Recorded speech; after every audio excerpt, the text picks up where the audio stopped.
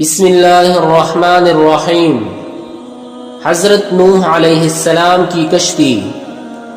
ہزاروں سال پہلے عرب میں ایک بستی تھی، وہاں کے لوگ اللہ کے نافرمان ہو گئے۔ ان لوگوں کی ہدایت کے لیے اللہ تعالیٰ نے حضرت نوح علیہ السلام کو اپنا رسول بنا کر بھیجا۔ وہ اللہ کا حکم نہ مانتے بلکہ بتوں کی پوجا کرتے۔ حضرت نوح علیہ السلام نے ان لوگوں کو اللہ تعالیٰ کا پیغام پہنچایا۔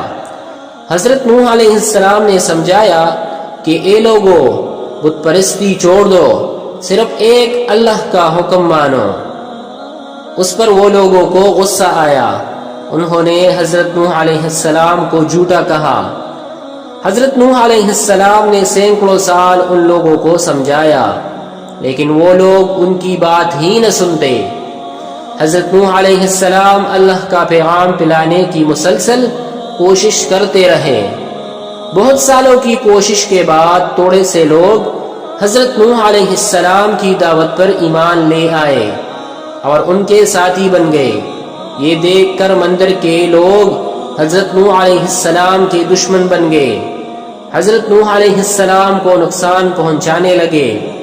انہوں نے حضرت نوح علیہ السلام پر پتھر برساتے اور ان کو جان سے مارنے کی کوشش بھی کی۔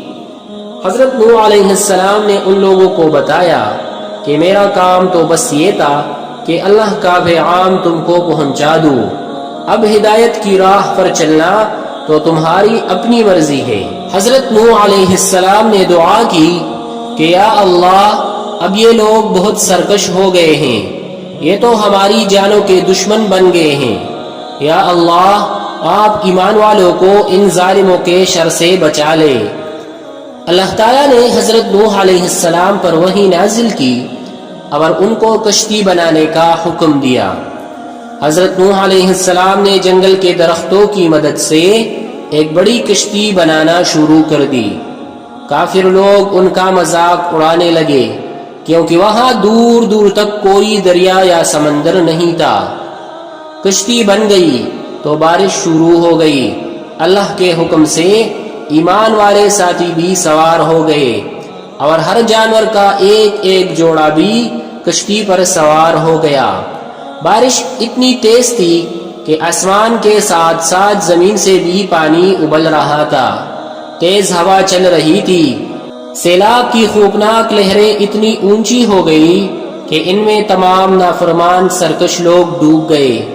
کشتی پانی پر تیرتی رہی اور بالآخر جودی نامی پہاڑ کے قریب جا کر کشتی رک گئی۔ تمام لوگ اور جانور خشکی پر اترے، یوں یہ دنیا دوبارہ بسی۔